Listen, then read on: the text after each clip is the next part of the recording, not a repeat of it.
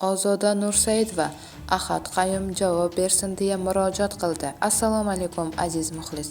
Agarda bizning kanalimizda mehmon bo'lsangiz, bizga obuna bo'lishni hamda videolar ostida bir dona like tugmasini bosib qo'yishni unutmang.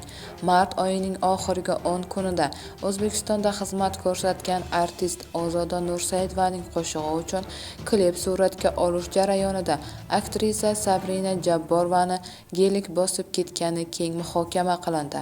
Sabrina Jabborova video e'lon qilib yordam so'ragan kunning o'zida tahririyat u bilan bog'lanishga va voqea qanday bo'lgani haqida to'liq ma'lumot olishga urindi. Afsuski, aktrisa bir nechta raqamlardan qilingan qo'ng'iroqlar va yozilgan SMSlarni javobsiz qoldirdi. Aktrisa holat haqida 11-mart kuni ijtimoiy tarmoqdagi sahifasida video joylab ma'lum qildi. Uning yozishicha, klipda suratga tushayotgan boshqa bir voyaga yetmagan aktrisa, operator va rejissor Shuhrat Mavlonovning ko'rsatmasi bilan gelik avtomobilini haydagan. Biroq o'sha paytda u mashina boshqaruvini yo'qotgan. Mashinaning g'ildiraklari Sabrinaning ustidan 2 marta o'tib ketgan. Oldingi g'ildiragi butunlay uning ustidan o'tgan, orqa g'ildiragi esa qizning ustidan aylanib ketgan.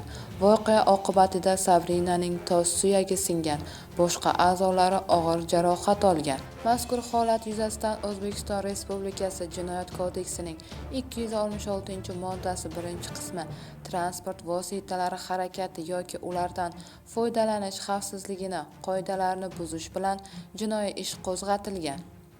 Nima bo'lganda ham bir qizning bu holatga tushib qolishi fojia va ayni damda tergov harakatlari davom etmoqda. Bu holatda kim aybdorligi tergov yakunlanib, sud qonuniy qaror qabul qilganda ayon bo'ladi, deyiladi xabarda. Bu xabarni barcha yaqinlarimizga jo'natib qo'yamiz hamda videomiz ostida bir dona like tugmasini bosishni unutmaymiz.